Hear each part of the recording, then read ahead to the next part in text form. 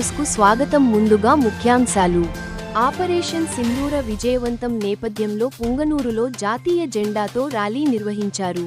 చిత్తూరు జిల్లా పుంగనూరు అర్బన్ ఈడిగపల్లి పరిసర ప్రాంతాలలో భారీ వర్షం కురిసింది.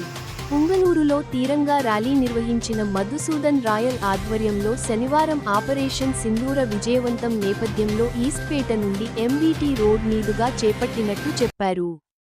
వార్తలలో వివరాలు. బీరు బాటిల్తో దాడి.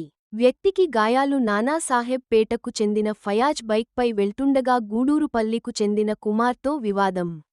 చిత్తూరు జిల్లా పుంగనూరు అర్బన్ ఈడిగపల్లి పరిసర ప్రాంతాలలో భారీ వర్షం కురిసింది.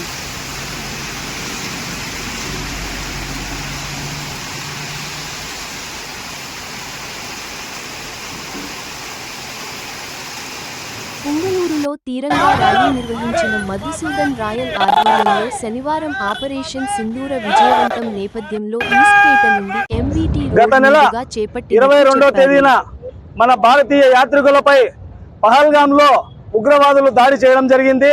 అది చాలా బాధాకరము. ఆ ఉగ్రవాదుల దాడిలో మన భారతీయులు 27 మంది మరణించడం జరిగింది.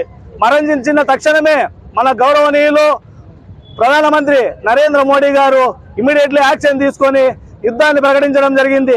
ఆ యుద్ధంలో పాక్ యొక్క ఉగ్రవాదుల యొక్క స్థావరాలని కూడా ధ్వంసం చేయడం జరిగింది.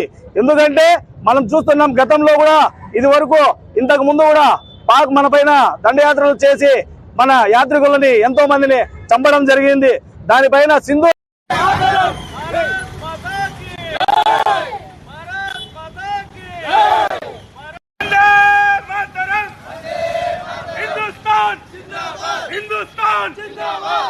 ఆపరేషన్ సింధూర విజయవంతం నేపథ్యంలో పుంగనూరులో జాతీయ జెండాతో ర్యాలీ నిర్వహించారు.